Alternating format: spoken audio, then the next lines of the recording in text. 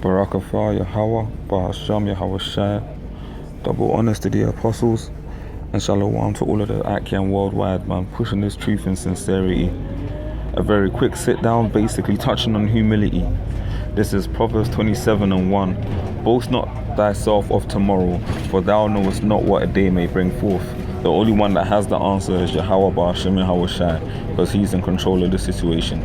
We're just his spiritual robots going day by day, living our lives, man. That's why whenever you say anything, really, you should say Lord's will, like the scripture says, man, to maintain the fact that you don't know what's going to come next. You don't know what's going to happen in the next 5 minutes. You don't know when you're going to need to use the toilet next. The Most High controls everything, including you.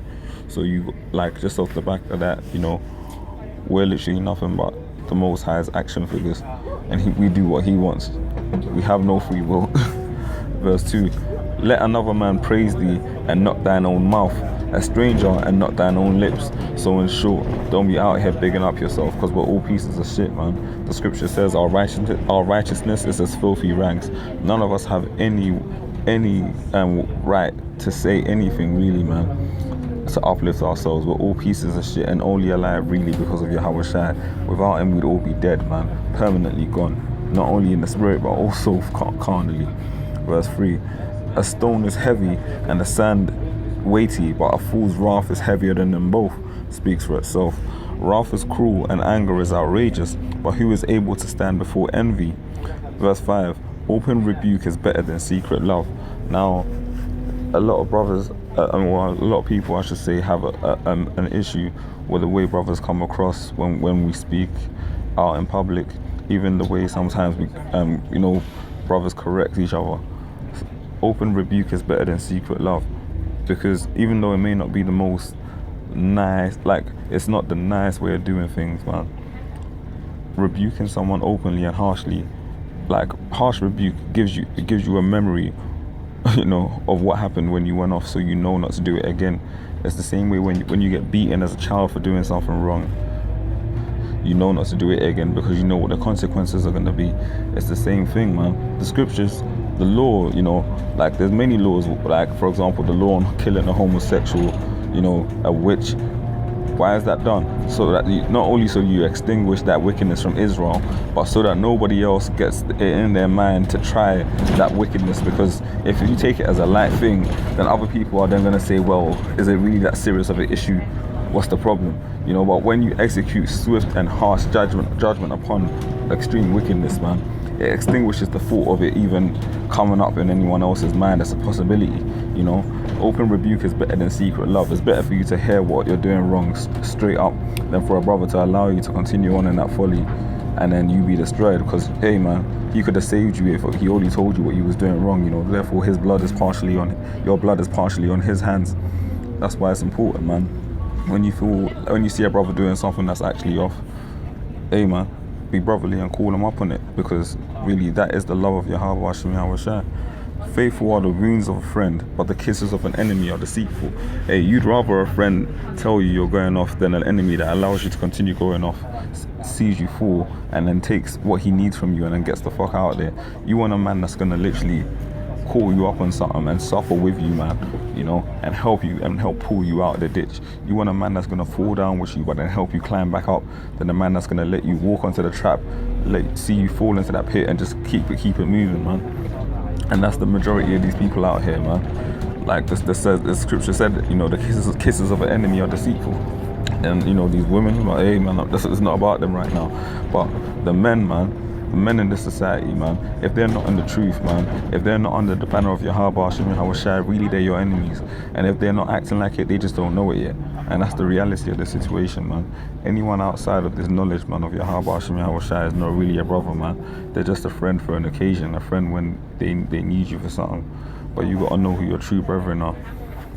Verse 7, the full soul loatheth and honeycomb, but to the hungry soul every bitter thing is sweet.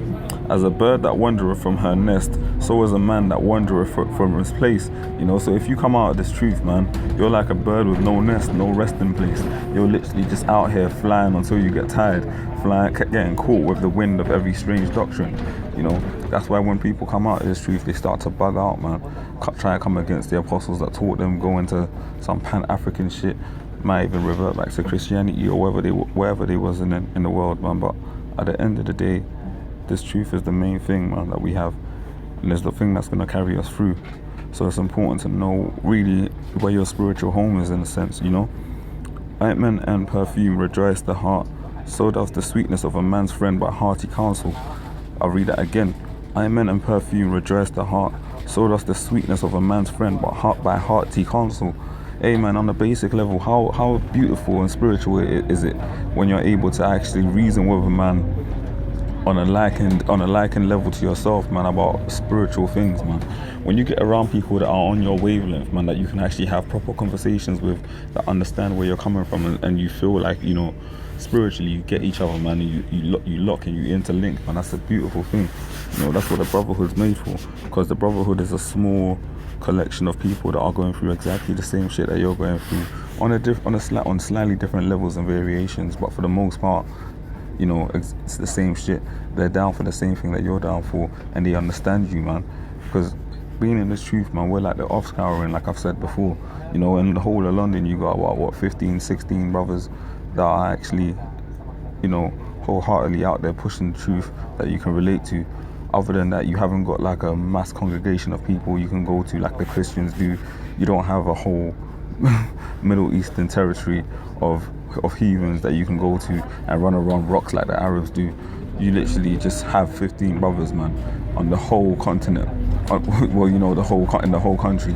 Brothers worldwide, but I'm talking immediately in England. You have about 15, 16 brothers at most. You know, maybe at most about maybe 20. You know, that you can actually talk to about the spiritual things and your heartache in the society, man. Because, hey, you know, we're a small inheritance, man, you know, a small sanctuary, like the scripture said. But hearty counsel, man, it's important, very, very important, you know. Thine own friend and thy father's friend forsake not, neither go into thy brother's house in the day of thy calamity, for better is a neighbor that is near than a brother that is far off. Stay true to the Brotherhood, man, that speaks for itself. Just show love, you know, and reciprocate love. Treat the brothers as you would like to be treated yourself. If a man is brotherly towards you, it's only right that you be brotherly towards him, man, you know. Verse 11, my son, be wise and make my heart glad, that I may answer him that reproacheth me. A prudent man foreseeth the evil and hideth himself, but the simple pass on and are punished. And hey, we all be prudent men, man, because we're out here, Lord willing, getting that oil for our lamps, you know, the wise virgins in Matthew 25, trying to make sure that before this destruction comes, we're ready for it, man. The 2/3 of our people are going to be destroyed with these heathen out here, because they're literally just living day to day in their folly, following the way of the Romans, trying to be the next big pop star, the next footballer, you know, the next business owner, trying to build the kingdom of heaven and hell. But it is what it is. The scripture said these things would happen. They don't see the evil. They don't see the World War III, even though the signs are all there. We're literally modern day Noahs, man, prophesying before the flood of judgment comes on this society, man, hoping that we ourselves will be saved through our sacrifice. Anyway, verse 13. Take his garment that is surety for a stranger, and take a pledge of him for a strange woman. He that blesseth a friend with a loud voice rising early in the morning, it shall be counted as a curse to him. He that blesseth his friend with a loud voice rising early in the morning, it shall be counted a curse for him. Don't be out here trying to look the part. You know, if you're going to show love to a brother, do it sincerely, man. Don't do it for praise and eye service. Show love to your brother because you want to show love to your brother, man. The scripture says, cursed be he that doeth the work of the Most High deceitfully. Don't be showing love to brothers and have respect of persons and want to, you know, treat one brother better than another. Treat every brother the same, man, because Yahushua was the perfect example of that. He washed the disciples' feet, man, and from the greatest all the way down to the most meek of his 12, man, and his other followers, he treated them all with brotherly love. Anyway, verse 15, a continual dropping in a very rainy day, a contentious woman are alike. Verse 16, whosoever hideth her, hideth the wind, and the ointment of his right hand, which bewrayeth itself. Verse 17 is the point. Iron sharpeneth iron, so a man sharpeneth the countenance of his friend. In short, we're here to make each other better, man. I like to use the analogy of Saturday is technically a recharge of your battery. Then you go out there, you know, in the world for the week, survive in Clark Kent mode, do what you got to do, and it's draining. Of course it's draining, but then that's why you come back to camp on the Saturday again, recharge your batteries and go out there and face the world, man. You know, we come back to camp, get at 100%, 110% I should say even, and then go out there in the world and just literally live day by day, trying not to get drained out, man. But iron sharpeneth iron, so a man sharpeneth the countenance of his friend. We're supposed to show love to each other in the good times, but when brothers need correction, you also need to be able to tell your brother when he's going off, man. Show your brother the right way. Make sure that, you know, you're treating him the way you'd want to be treated. So the same way you analyze yourself and hope that, you know, you're going to make it into the kingdom on that chariot, you got to make sure that your brother's in a like mindset. Show love to your brother, man. And love is not only just a hug and well done, brother, and make your brother smile. Sometimes you got to curse a man out. And of course, nobody wants to be cursed out. I speak for myself, but, you know, sometimes, man, shit happens and you need to be corrected. So the correct spirit to have is just to be humble, man. And know that even if you get cursed out wrongly, man, your heart, Yahweh knows your heart. So there's no need to be lying. There's no need to be, you know, a hypocrite. Just literally keep it brotherly and do what you know in your spirit, man, is the right thing to do, because your heart will always give you that spiritual inclination of what you should be doing. Just make sure you stay spiritual and stay true. I'm gonna leave it there, man. Shalom to the Akim worldwide, man. Barakah Yahweh Shem Yahweh Shai. Double honest to the apostles. Shalom, Akim. Shalom. Stay strong.